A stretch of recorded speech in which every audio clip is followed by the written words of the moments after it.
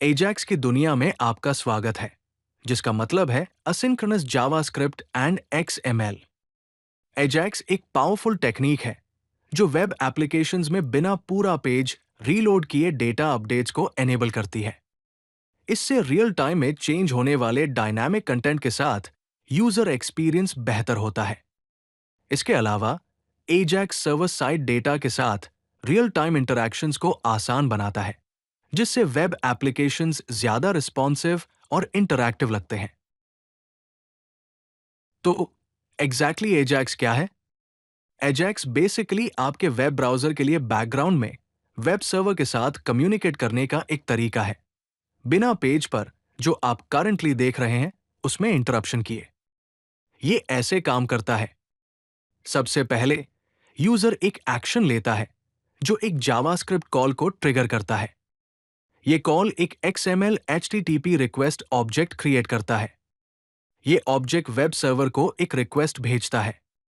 Server request process करता है और XML HTTP रिक्वेस्ट ऑब्जेक्ट को एक रिस्पॉन्स वापस भेजता है, जो फिर रिस्पॉन्स प्रोसेस करता है और वेब पेज कंटेंट अपडेट करता है। फाइनली, वेब पेज का डॉक्यूमेंट ऑब्जेक्ट मॉडल या दाम अपडेट होता है, जिससे चेंजेस यूजर को दिखते हैं। ये है एक बेसिक एजैक्स रिक्वेस्ट का स्ट्रक्चर। हम एक नया XML HTTP रिक्वेस्ट ऑब्जेक्ट बना रहे हैं। फिर हम API डेटा एंडपॉइंट पर गेट रिक्वेस्ट ओपन कर रहे हैं। असिंक्रोनस ऑपरेशन के लिए इसको ट्रू सेट कर रहे हैं। फिर हम सक्सेसफुल रिस्पॉन्स हैंडल करने के लिए ऑनलोड फंक्शन सेट कर रहे हैं। इस केस में अगर स्टेटस 200 है, तो हम रिस्पॉन्स टेक्स्ट यूज करके अपडेट पेज फंक्शन कॉल करते हैं। फाइनली, हम रिक्वेस्ट भेज रहे हैं। XML HTTP request object Ajax के लिए सेंट्रल है और ये सर्वर के साथ असिंक्रोनस कम्युनिकेशन को पॉसिबल बनाता है। इसके कई की प्रॉपर्टीज और इवेंट्स हैं। रेडी स्टेट प्रॉपर्टी रिक्वेस्ट की करंट स्टेट इंडिकेट करती है, जिसमें 0 से 4 तक वैल्यूज होती है। स्टेटस प्रॉपर्टी रिस्पॉन्स का HTTP स्टेटस कोड प्रोवाइड करती है। On ready state change event एक हैंडलर है जो हर बार रेडी स्टेट चेंज होने पर ट्रिगर होता है। रिस्पॉन्स टेक्स्ट सर्वर से रिस्पॉन्स को स्ट्रिंग की तरह लेता है और रिस्पॉन्स XML रिस्पॉन्स को XML डॉक्यूमेंट की तरह लेता है। Finally, time out property limit set करती है कि रिक्वेस्ट को कितना टाइम लग सकता है। यहां हम एक नया XML HTTP रिक्वेस्ट ऑब्जेक्ट बना रहे हैं। हम टाइम आउट लिमिट 5000 मिलीसेकंड्स यानी 5 सेकंड सेट कर रहे हैं।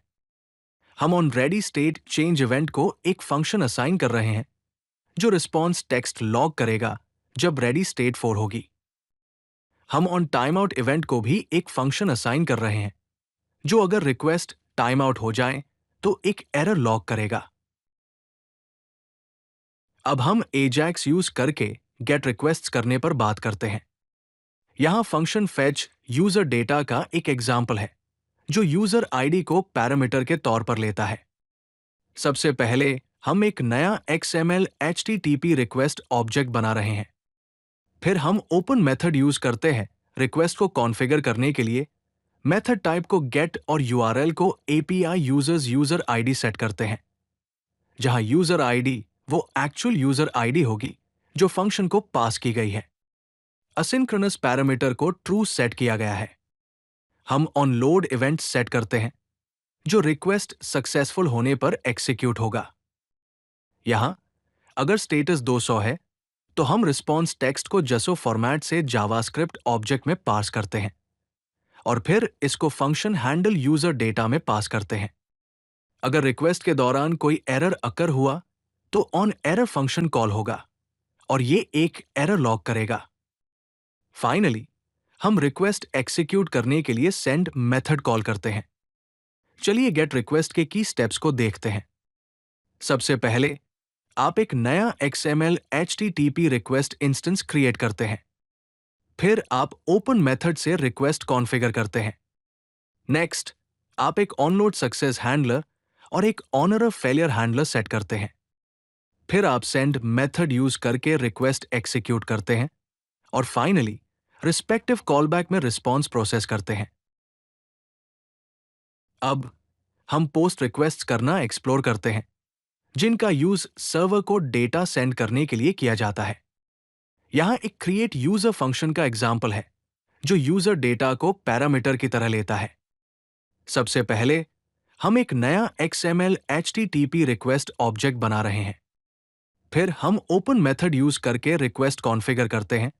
मेथड टाइप को पोस्ट और URL को API यूजर सेट करते हैं और असिंक्रोनस पैरामीटर को ट्रू सेट करते हैं। फिर हम कंटेंट टाइप के लिए रिक्वेस्ट हेडर को एप्लीकेशन जसो पर सेट करते हैं।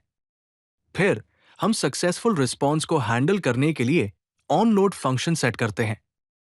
अगर स्टेटस 201 है, जिसका मतलब है कि नया रिसोर्स क्रिएट किया गया है, हम रिस्पॉन्स टेक्स्ट को जसो से जावास्क्रिप्ट ऑब्जेक्ट में पास करते हैं और फिर इसको हैंडल सक्सेस फंक्शन में पास करते हैं। फाइनली हम सेंड फंक्शन कॉल करते हैं और इसको यूजर डेटा पास करते हैं, जिसको जसो स्ट्रिंग में कन्वर्ट किया गया है। चलिए पोस्ट रिक्वेस्ट के कुछ फीचर्स रिव्यू करते हैं। कंटेंट टाइप हेडर का यूज डेटा के फॉर्मेट सेट करने के लिए किया जाता है। रिक्वेस्ट बॉडी वो जगह है जहां हम डेटा भेजते हैं, उस फॉर्मेट में जो हेडर में मेंशन किया गया था। रिस्पॉन्स को 201 जैसे सक्सेस कोड से हैंडल किया जाता है। Post requests multiple data formats और एनकोडिंग्स को सपोर्ट करते हैं। रिस्पॉन्सेस को हैंडल करना एजैक्स के लिए बहुत जरूरी है। चलिए हम डिफरेंट टाइप्स के रिस्पॉन्सेस और उनको हैंडल करने के तरीके देखते हैं। सबसे पहले जसो रिस्पॉन्स है, जहां डेटा जसो फॉर्मेट में होता है, जिसको जसो डॉट पार्स मेथड से पार्स किया जा सकता है। फिर टेक्स्ट रिस्पॉन्स है, जहां रिस्पॉन्स प्लेन टेक्स्ट की तरह आता है, जिसको रिस्पॉन्स टेक्स्ट प्रॉपर्टी यूज करके एक्सेस किया जा सकता है। XML रिस्पॉन्स भी है, जहां रिस्पॉन्स XML डॉक्यूमेंट की तरह आता है, जिसको response XML document object model method से प्रोसेस किया जा सकता है। फाइनली बाइनरी डेटा है, जिसको रिस्पॉन्स या रिस्पॉन्स टाइप प्रॉपर्टीज यूज करके हैंडल किया जा सकता है। यहां रिस्पॉन्सेस हैंडल करने का एक एग्जाम्पल है। सबसे पहले हम एक नया XML HTTP request object create करते हैं। फिर हम रिस्पॉन्स टाइप को जसों पर सेट करते हैं, ताकि रिस्पॉन्स ऑटोमेटिकली जसों की तरह पास हो जाए। फिर हम एक ऑनलोड इवेंट हैंडलर सेट करते हैं, जहां अगर स्टेटस 200 है, हम जसो, टेक्स्ट और XML रिस्पॉन्सेस को हैंडल करते हैं और फिर जसो डेटा को फंक्शन प्रोसेस डेटा में पास करते हैं। रोबस्ट एजैक्स एप्लीकेशंस के लिए प्रॉपर एरर हैंडलिंग बहुत इंपॉर्टेंट है। चलिए हम देखते हैं कि हम उनको कैसे हैंडल कर सकते हैं। यहां हमारे पास एक फंक्शन है, मेक एजैक्स रिक्वेस्ट, जो URL और एक ऑप्शंस पैरामीटर लेता है।